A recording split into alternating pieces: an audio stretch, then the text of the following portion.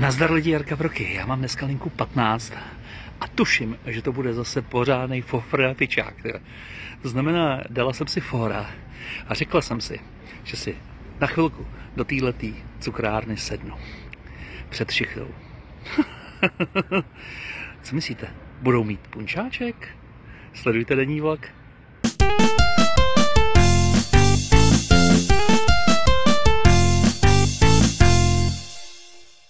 Dal bych si to kafe taky vypil jako normální člověk před nástupem do šichty, že jo?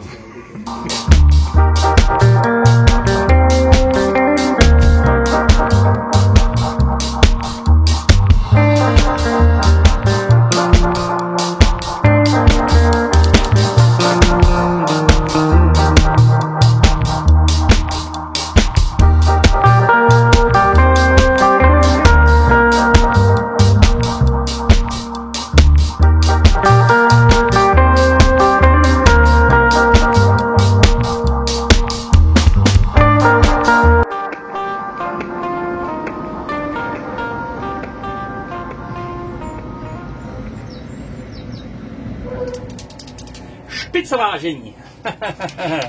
Ale to je vždycky suprový, prostě si takhle posedět před nástupem šichty. A nemít stres, jo, nemít stres. Podívejte se, jak se mi smátá, jak kolečo.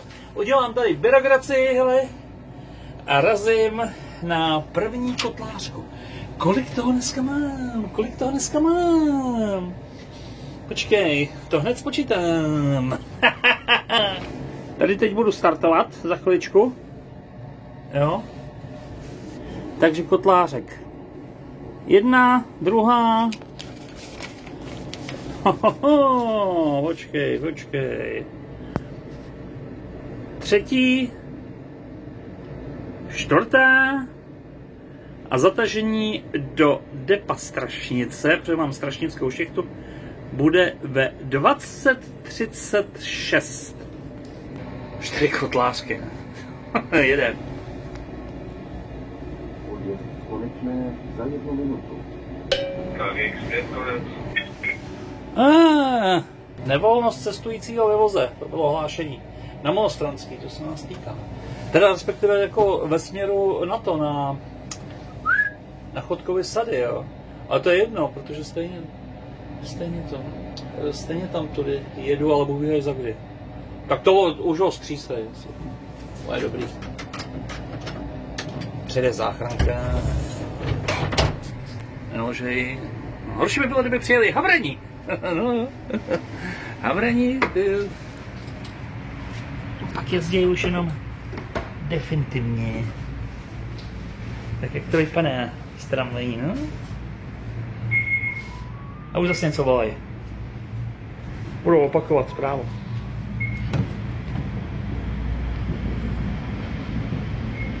KGX5 je. No ta 15 jako nebude zase tak hrozná.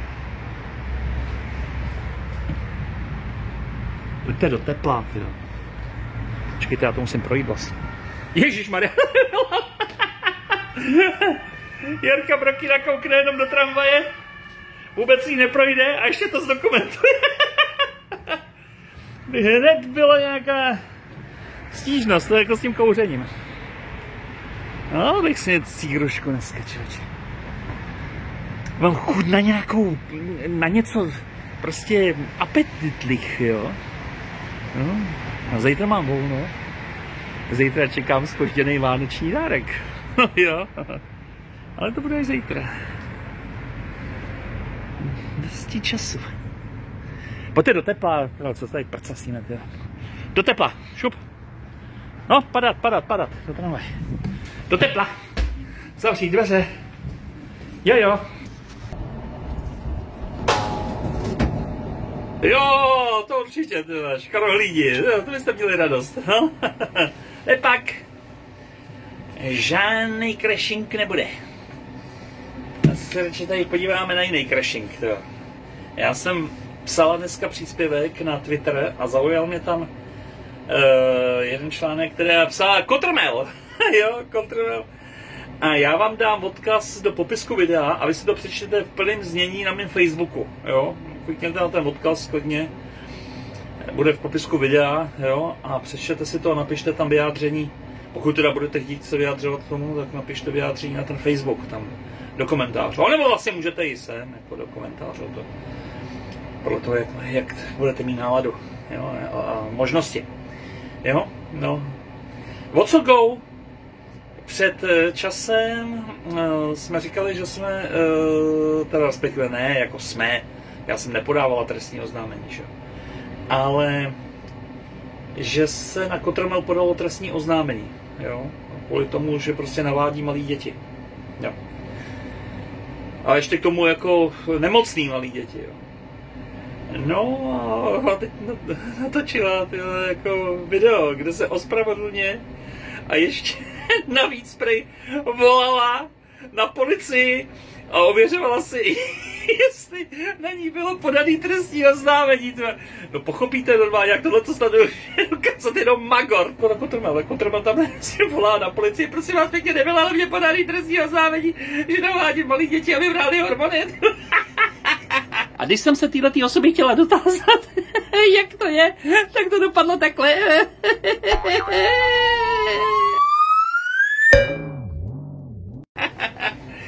Kšert to sní. Musím popojet.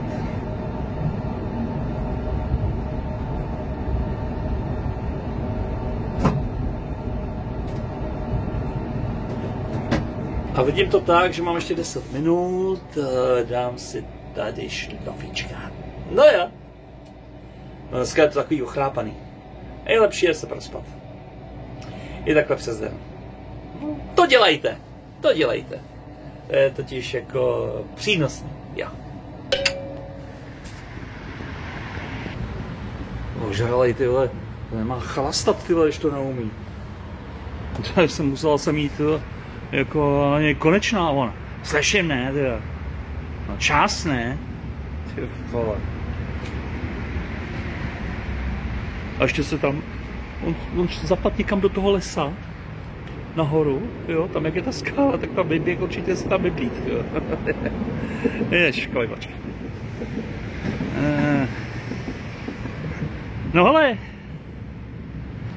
už jsem to tady operovala jednou, dvakrát, teď jsem tady po třetí a ještě jednou.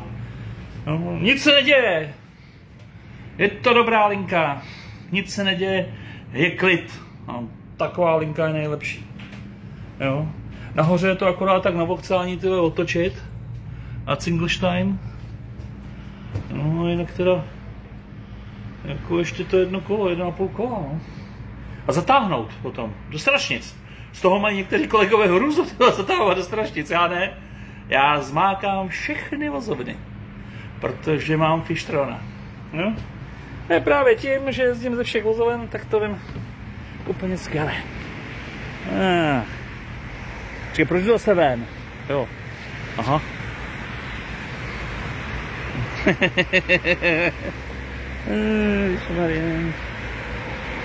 No není tam, tyhle, já jsem myslel, že to oběh tu tramvaj, tyhle. Není tam. Tak teda ten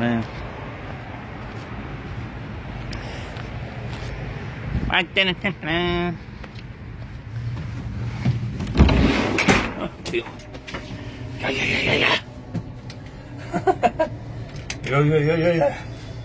Zima.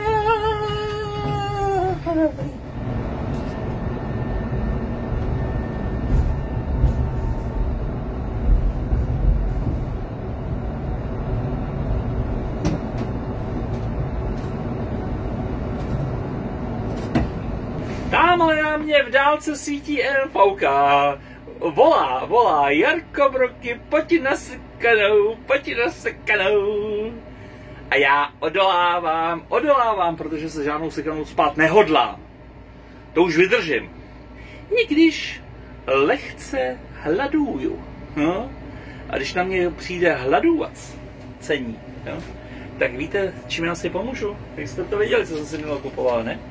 Jerky! Jerky, jele. Takovýhle kousek, jo. To vám supluje normálně celý bifteček. Zavostři se. No? A když začnete hodovat, stačí vložit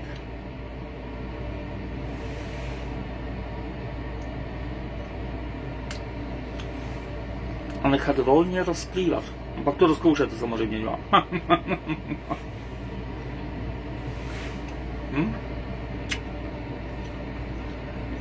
A to mě musí vydržet, ještě tam mám jeden kousek, protože už šli srát. Mám žerky.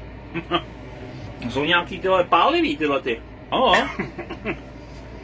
Svatá pravda. A vydržím to domů. A dám si večer nějaký eňoňuňo. Něco dobrýho. A dneska na tu dietu kašlu, tyjo. Stačilo přes den, že jsem jako moc nejedla. No, chlebíček jeden punčák, jo. A ráno 2 míchaný vajíčka, to je všechno, jo. A tady kousek žerky. Takže večer si posadím a pustím si nějaký hezký film, člověče.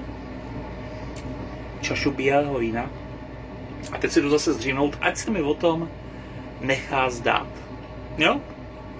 Podívejte se, jak se mi o tom bude krásně zdát.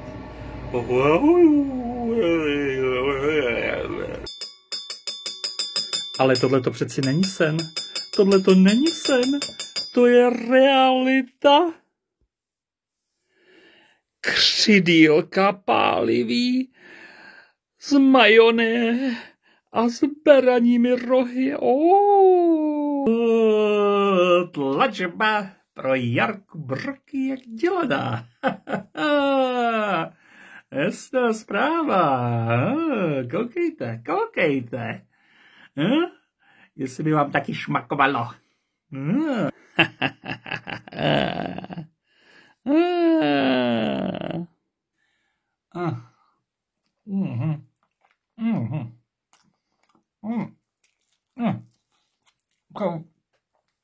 Jsou ještě horký. A to pak vezmu do ruky všechno. Protože to se smí. U druhou peše se to smí, včetně po kachničku.